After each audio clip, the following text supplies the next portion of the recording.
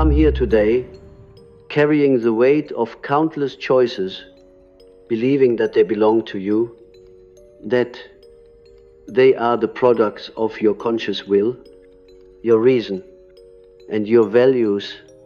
But I must tell you something unsettling, something that will shake the very foundation of your identity. The choices you make are not entirely yours. There is something hidden within you, something you seldom dare to face, that silently guides your hand each time you decide. It is the shadow, the secret counterpart of your soul, and it moves beneath every gesture, whispering its influence while you convince yourself that you are free. Freedom, you see, is the most seductive illusion of the modern person. We flatter ourselves by declaring that our choices are rational, born from clear thinking, educated perspective, or enlightened values. Yet if you strip away these layers of rationalization, what remains is a raw instinct, a compulsion, a subterranean pull that you cannot explain. Why do you fall in love with the very person who wounds you? Why do you betray your own promises, returning again and again to the same destructive pattern? Why do you recoil from the light of certain truths, hiding behind convenient lies? These are not random mistakes. These are the fingerprints of the shadow upon your decisions. The shadow is not merely evil or sinister, as you may have been taught. It is the totality of everything about yourself that you cannot or will not admit. It includes your suppressed desires, your rage, your envy, your fears, and your shame, but it also includes unclaimed treasures, creativity, passion, vitality, and the very instincts that could restore you to wholeness. And because you refuse to acknowledge it, the shadow controls you from behind the curtain, pulling the strings while you play the puppet of your own unconscious. Every decision you think you make freely is entangled with forces you cannot see. Until you confront the shadow, you remain captive to it. Let me tell you a story, one drawn from the dreams of a patient long ago. A man came to me tormented by his inability to commit to love. He would fall deeply in love, feel ecstasy for a time, and then flee, convinced that he was about to be destroyed.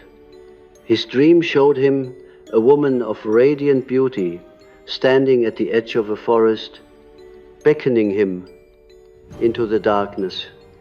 He wanted her, longed for her, but he could not move, for behind her loomed a beast with glowing eyes. The dream revealed what his waking mind could not see. He longed for intimacy, yet he feared the devouring aspect of love, the loss of self, the surrender, the vulnerability.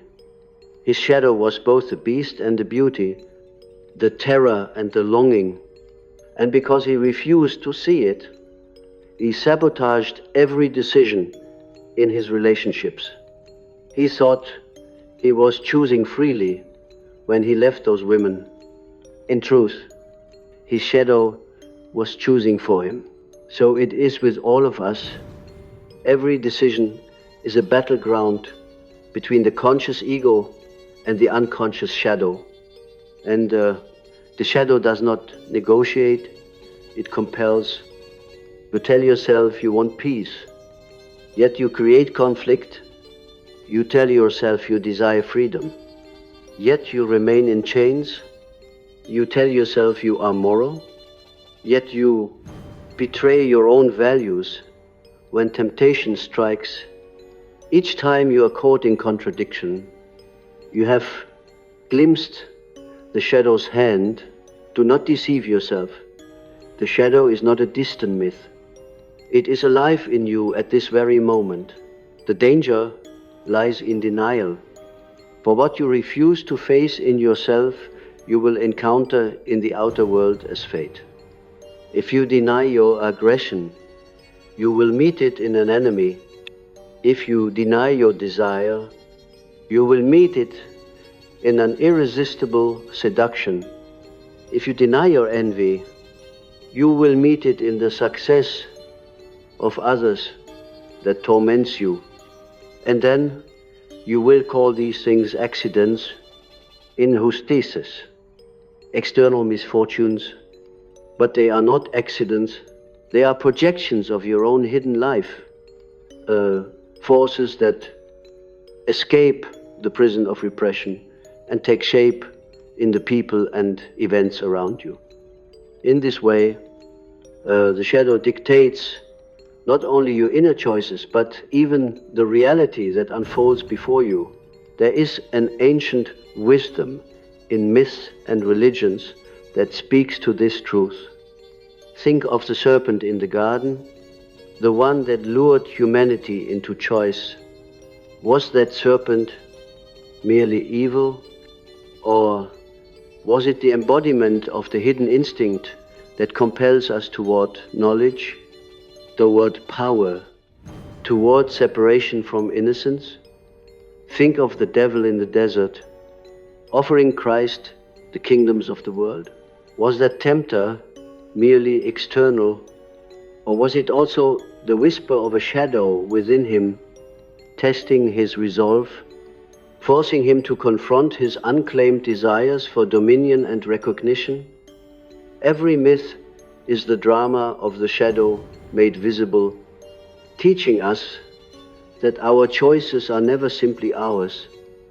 They are shaped by the dialogue between light and darkness within us, and yet, paradoxically, the shadow is not our enemy.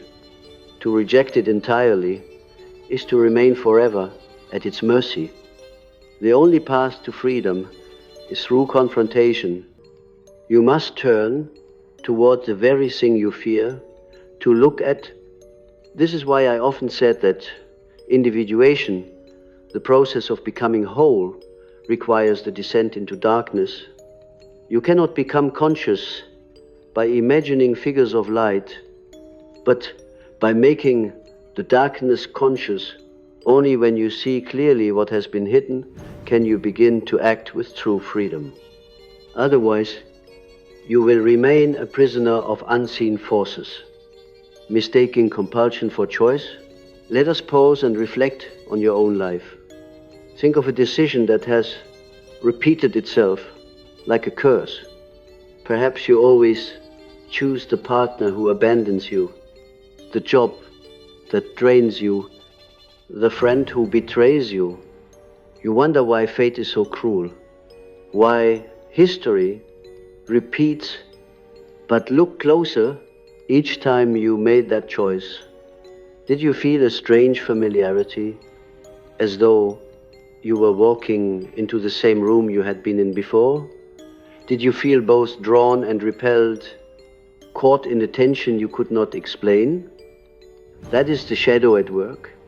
It is not chance that you return to the same patterns. It is the unconscious calling you back to the lesson you have refused to learn until you make it conscious. It will rule your life, and you will call it destiny. The shadow is subtle. It often appears in your judgments of others. When you are quick to condemn someone, when another's flaws provoke disproportionate anger in you, stop and ask, what is this revealing about me? Why does this trait disturb me so deeply? More often than not, it is because the same trait lies hidden in your own shadow. Your hatred is a mirror. Your disgust is a confession. And so even in your judgments, your decisions about who to trust, who to reject, who to love, and who to hate, the shadow is guiding you. You think you are discerning reality, but you are gazing into a reflection of your own darkness. This is why true morality is impossible without self-knowledge. The pious man who refuses to confront his shadow becomes a hypocrite, preaching virtue while secretly indulging in vice, the activist who crusades against injustice without acknowledging her own aggression becomes a tyrant in the name of justice. The leader who denies his lust for power becomes possessed by it, destroying nations. In the process, the shadow does not disappear because you cloak yourself in ideals. On the contrary, the brighter the mask you wear, the darker the shadow that grows behind it. To live authentically, you must face this duality within you, not flee from it. Dreams are the most faithful messengers of the shadow. They reveal in images what you refuse to see in daylight, a recurring figure stalking you, a dark house, you are afraid to enter, an animal pursuing you. All of these are fragments of the shadow pressing against your consciousness. If you learn to listen, your dreams will tell you where the shadow rules you. But most people dismiss their dreams, preferring the shallow clarity of waking life. They do not realize that the dream is a stage where the unconscious reveals its hidden truth, where the shadow rehearses the very dramas that play out in your daily decisions. If you ignore your dreams, you ignore the map to your own freedom. I ask you to consider the possibility that much of your life has not been lived by you, but by the shadow within you. Consider that the career you chose may have been influenced by a hidden need to prove your worth to a parent who once shamed you. Consider that the partner you chose may have been drawn to you not by chance, but by your unconscious search for the very wound you never healed. Consider that your moral positions, your beliefs, even your spiritual practices may be guided more by repression than by genuine insight. This is the scandalous truth. You are less free than you think, and until you admit this, you will never truly be free. But I do not say this to leave you in despair, for there is a profound hope hidden in this recognition.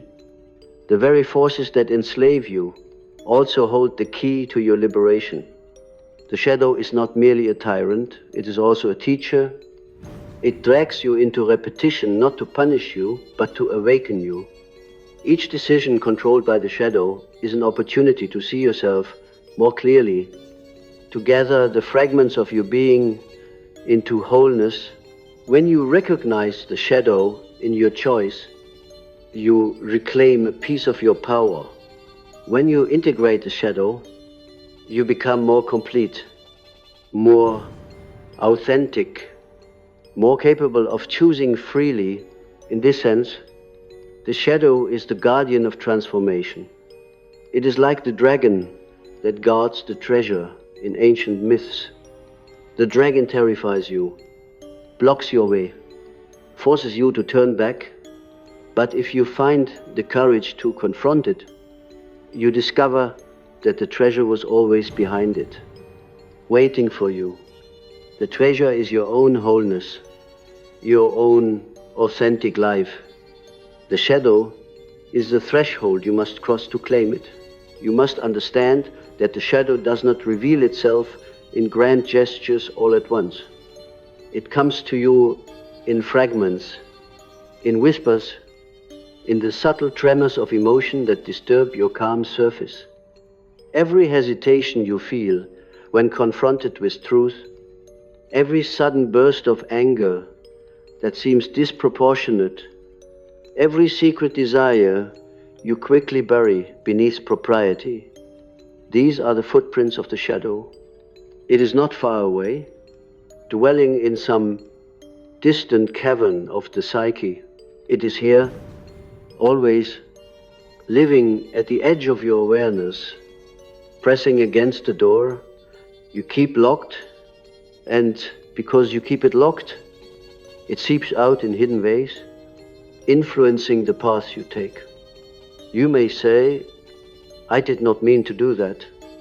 And yet you did it? You may say, I do not know why I chose that. And yet the choice has already been made. This is the silent governance of the shadow. Let me share with you a vision that has appeared in many dreams across countless patients. And even in my own, it is the image of a dark figure standing in the corner, watching silently. Sometimes it wears your own face distorted. Sometimes the face of a stranger, sometimes no face at all. It does not move toward you. But, it waits. What does this figure want? It wants your acknowledgement. It waits for you to turn and say, yes, you are mine. You are part of me. Until you do, it will haunt you, appearing again and again in your decisions. The job you reject, the lover you destroy, the opportunity you sabotage, these are ways the silent figure shapes your life, reminding you of its presence. It is not content to remain unseen. The more you deny it, the more insistently it makes itself known. Think of the wars that rage in our world. Nations convince themselves they fight for justice, for freedom, for God. Yet beneath these noble banners, the shadow moves, driving men to cruelty, vengeance, and destruction. What is war but the shadow of entire peoples unleashed upon the earth? And if this is true collectively, is it not also true individually? Every war you fight with another person, every conflict that consumes you, every argument that you cannot release, these are battles with your own shadow. You project it outward, you see it in the other, and then you attack, believing you are defending yourself. But in truth you are at war with yourself, with the unclaimed darkness within you. This is why reconciliation often feels impossible. You are not willing to reconcile with your own shadow, and so you cannot reconcile with the other. The shadow also appears in the way you seek power. Many who pursue power tell themselves it is for service, for protection, for the greater good. But watch closely, and you will see the hunger of the shadow, the insatiable thirst to dominate, to control, to assert superiority. This is not conscious intention. It is the unconscious drive to compensate for weakness, shame, or fear. A man who feels powerless in his depths will be possessed by the shadow of domination. A woman who represses her anger will be controlled by the shadow of resentment, cloaked in righteousness. The shadow manipulates not by logic, but by instinct, moving you like a piece upon the chessboard of life, while you believe you are the one moving yourself. This is why so many of your so-called rational decisions end in contradiction. You say, I will choose this career because it is safe. Yet, deep inside, the shadow hungers for adventure, and soon you feel suffocated. You say, I will choose this partner because they are stable. Yet your shadow longs for passion, and you find yourself restless, tempted by others. You say, I will follow this moral path because it is right. Yet the shadow resents the restriction, and you secretly betray your own code. Each contradiction is a signpost pointing to the shadow's involvement. The conscious mind makes one decision, the unconscious makes another, and you are torn in two. Wholeness is impossible until you acknowledge both voices and integrate them into harmony. The ancients understood this truth in the language of myth. Consider the story of the hero who must descend into the underworld. Whether it is Orpheus seeking his beloved, or Odysseus visiting the land of the dead, or Christ descending into hell, the pattern is the same. Before the hero can claim his destiny, he must face the darkness beneath the world. This underworld is nothing less than the shadow itself. The descent is the confrontation with everything hidden, feared, and denied. Only by facing it does the hero gain the strength, wisdom, and freedom to live fully. And so it is with you. If you continue to flee from the underworld of your own psyche, you will remain a half-formed being, ruled by forces you refuse to face. But if you dare to descend, you may emerge transformed, bearing the treasure of self-knowledge. What, then, is this treasure? It is the ability to choose with awareness, for when you know your shadow, when you have seen it clearly and integrated it, you are no longer its puppet. The decision that once came from compulsion now comes from freedom. You can say, yes, I feel this envy rising in me, but I will not let it dictate my choice. You can say, yes, I feel this hunger for domination, but I choose a different way. You can say, yes, I feel the longing for destruction, but I will channel it into creation. In this way, the very forces that once enslaved you become sources of power. The shadow does not disappear, but it becomes your ally, your reservoir of energy. Once you acknowledge it, let us return to the imagery of dreams. I recall a woman who dreamed of a black wolf following her wherever she went. At first she was terrified, running from it, trying to shut doors behind her, but the wolf always found a way in. Finally, in one dream, she turned and faced it. Instead of attacking her, the wolf bowed its head, as if waiting for her command. In that moment, she realized that the wolf was not there to destroy her, but to guide her. It represented her instinct, her raw power, her unclaimed authority. Once she accepted the wolf, she began to make different decisions in her waking life, no longer choosing out of fear, but out of strength. Her shadow had become her companion instead of her jailer.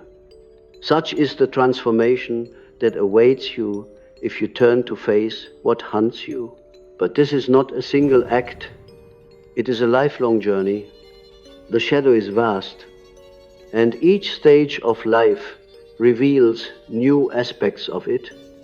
What you repress in youth is not what you repress in old age.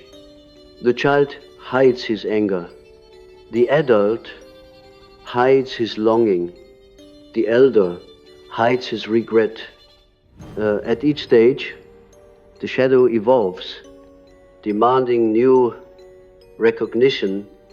You cannot say, I have faced my shadow once, and now I am whole. Wholeness is not an achievement, it is a practice, an ongoing dialogue with the unconscious. Dream, each conflict, each temptation is another invitation to encounter the shadow anew. This is why individuation is a lifelong task, not a final state. Do not think this confrontation is only for the mystic or the philosopher. It is for everyone who desires to live authentically. If you are an artist, your shadow contains the images that give your art its depth. If you are a parent, your shadow shapes the way you treat your child, repeating or resisting the patterns of your own childhood. If you are a lover, your shadow determines how you give and withhold intimacy. If you are a leader, your shadow guides your use of power for good or for destruction. There is no area of life untouched by the shadow. To ignore it is to let it rule you in secret. To face it is to become a conscious participant in your own destiny. And yet, I must warn you, this path is dangerous. The shadow is not tamed easily. When you first encounter it, you may feel overwhelmed by the flood of repressed emotion, desire, and fear. You may be tempted to act out what you discover in destructive ways. You may mistake the shadow for the whole truth, falling into obsession with darkness. Many who encounter their shadow for the first time are seduced by it, believing they have discovered ultimate freedom, when in fact they have become possessed by a new compulsion. This is why the path of integration requires humility, discipline, and guidance. You cannot simply embrace the shadow without discernment. You must learn to hold it in balance with the light, to let it inform you without consuming you. The true goal is not to destroy the shadow, nor to worship it, but to integrate it. Integration means that you recognize its voice as one among many within you. It means you no longer deny it, but neither do you let it dominate. You allow the shadow to teach you, to supply energy, to reveal blind spots, but you do not surrender your conscious responsibility. In this way, you become whole, not pure, not perfect, but whole, and wholeness is far greater than perfection, for it embraces both light and darkness, both reason and instinct, both heaven and hell within you. Only such wholeness grants you the power to make decisions that are truly your own. So when you leave this place, do not ask yourself merely, what should I do? Ask instead, what part of me is making this decision? Is it my conscious will, or is it my shadow? Am I acting from freedom or from compulsion? Am I seeing reality or only my own projection? These questions are the doorway to awareness. The more honestly you ask them, the more you will see how much of your life has been governed by the unseen, and the more courageously you answer them, the more you will begin to live a life that is authentically yours. There is a secret rhythm in the psyche, a pulse beneath the surface, and it beats with the movements of the shadow. You feel it each time your certainty trembles, each time you act against your own interest, each time you repeat a mistake you swore you would never repeat again. The shadow does not vanish with age, with education, with success. In fact, the more elaborate your persona becomes, the more complex your shadow grows.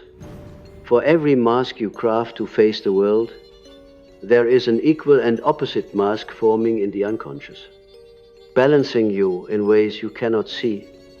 And so, the more you hide behind the role of the good parent, the righteous believer, the loyal friend, the diligent worker, the more the shadow swells with rage, lust, envy, or despair. It waits for the moment when your mask falters, and then it bursts forth, shocking you with what you are capable of. This is why scandals erupt not only among the openly corrupt, but among the righteous, the moral, the revered. The shadow chooses its moment to reveal itself, often at the height of success, when the conscious ego is most convinced of its triumph. In that fall, we glimpse the universal law. What is repressed does not die. It only hides. The more you repress, the more violently it returns. Your decision may seem like yours, but beneath them, the shadow arranges its revenge. There is a reason why in dreams the shadow often appears as the figure of the same sex as the dreamer. For it is you, the other you, the version of yourself you will not claim. Sometimes it is grotesque, sometimes alluring, sometimes terrifying. Always it carries qualities you disown. A man dreams of another man who humiliates him, insults him, undermines him, and he wakes furious, not realizing he has met the part of himself. He refuses to see. A woman dreams of a cruel rival, and she wakes despising this phantom, not realizing she has encountered her own buried aggression.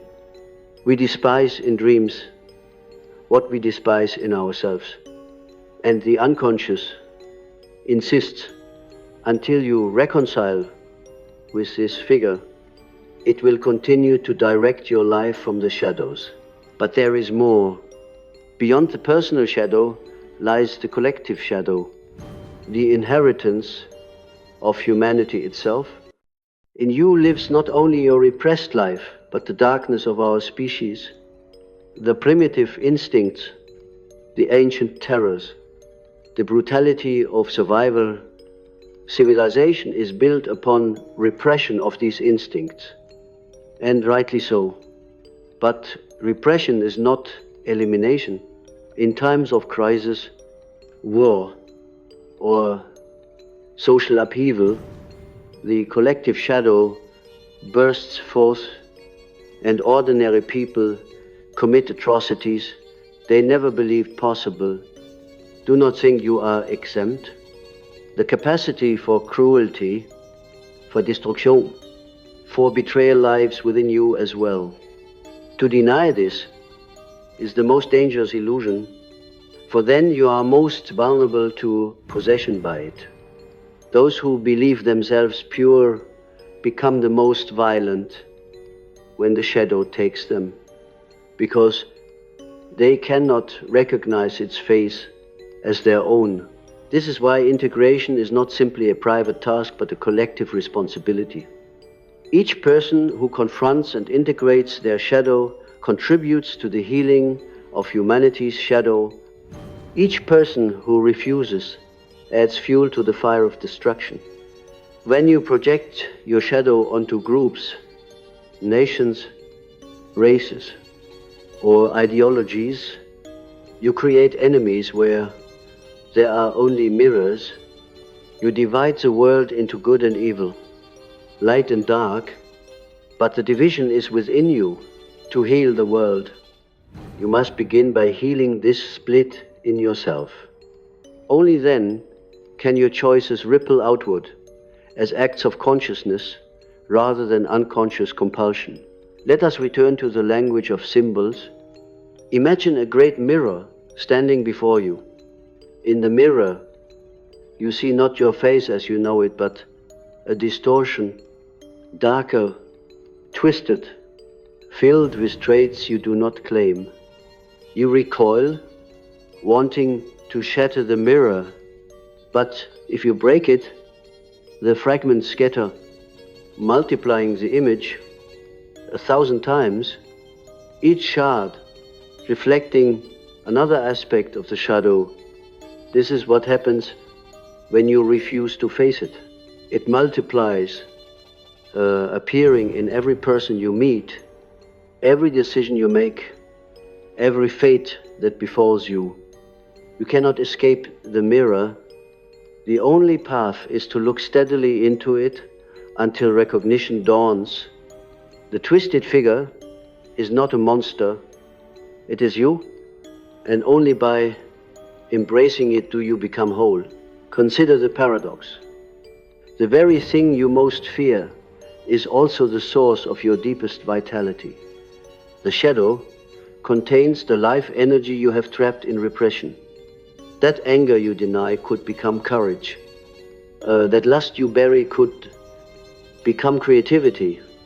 That envy you suppress could become ambition. That despair you fear could become wisdom. The shadow is not only the place of your sin, but the womb of your potential. The decisions it controls are not always destructive. Sometimes they push you toward growth, forcing you into conflicts that awaken you.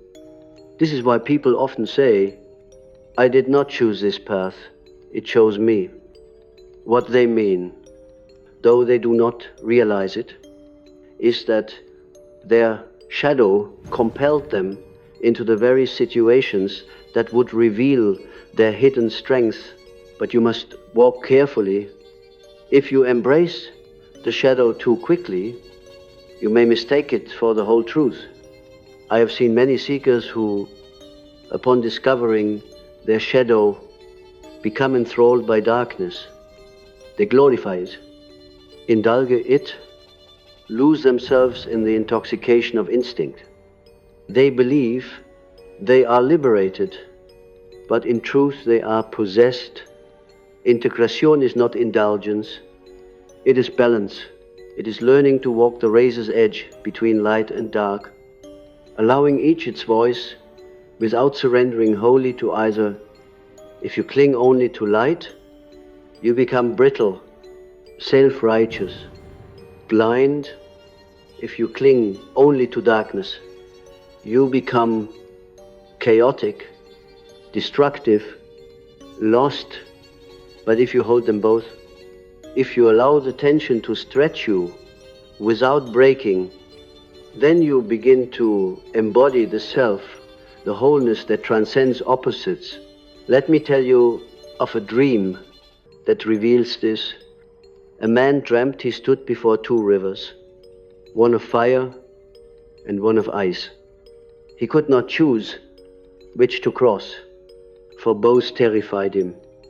Behind him, however, a third river appeared, flowing with living water that contained both fire and ice, blending them into a new substance.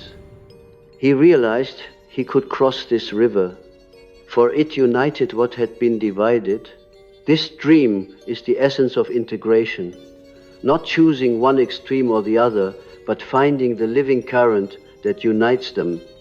That current is the self, and only when you flow with it are your decisions truly your own. Think of your life as a series of thresholds. Each decision is a doorway. Most of the time, you rush through the doorway without seeing who is standing in the shadows beside it. That figure whispers, nudges, pulls you, and you obey, thinking it is your will. What would happen if you paused at each threshold, looked to the side, and acknowledged the figure? What if you said, "I see you, I know you are here, and I choose with awareness"? The decision would not vanish, but it would be illuminated. You would not be free from the shadow, but you would be free with the shadow. Walking consciously with your unseen companion, this is the true meaning of responsibility. The ability to respond with awareness, not compulsion. You may ask, how do I begin this work? Begin by listening. Listen to your dreams, your slips of the tongue, your irrational impulses. Do not dismiss them as meaningless. There are messages from the shadow. Write them down, speak them aloud, bring them into consciousness. Notice your judgments of others, especially those that burn with intensity. Ask yourself, what is this showing me about myself? Notice the decisions you regret, the patterns you repeat. Ask, who within me made this choice? Each question is a step toward integration.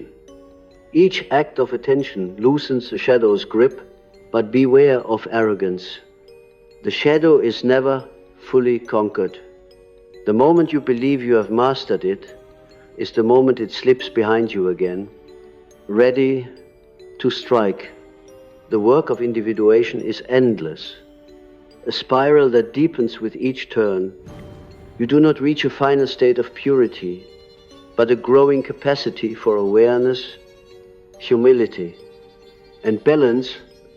To live consciously is to live in dialogue with your shadow every day, acknowledging its presence, learning from its whispers, refusing its tyranny. This is not a burden, but a privilege, for it means you are no longer a victim of fate. You are a participant in your own becoming. In the end, the shadow is not your enemy, but your twin. It is the night to your day, the roots to your branches, the blood to your breath. To hate it is to hate yourself. To deny it is to cripple yourself.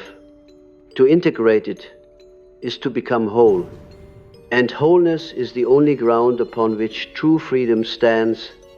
When you live from wholeness, your decisions no longer bind you in chains of repetition. They become expressions of the self, the deeper unity that includes all your contradictions. You will still stumble, still err, still suffer, but you will suffer consciously. And in that consciousness, you will find meaning. Meaning, you see, is the treasure the shadow guards. Without meaning, life becomes mechanical, a series of empty choices leading nowhere. But when you face the shadow, meaning emerges. Even your suffering becomes a teacher. Even your mistakes become sacred. Even your darkness becomes a doorway to light. This is why I have said that the shadow, though terrifying, is also the most precious gift of the psyche. For in it lies not only the truth that controls every decision you make, but the path to the freedom that transcends decision altogether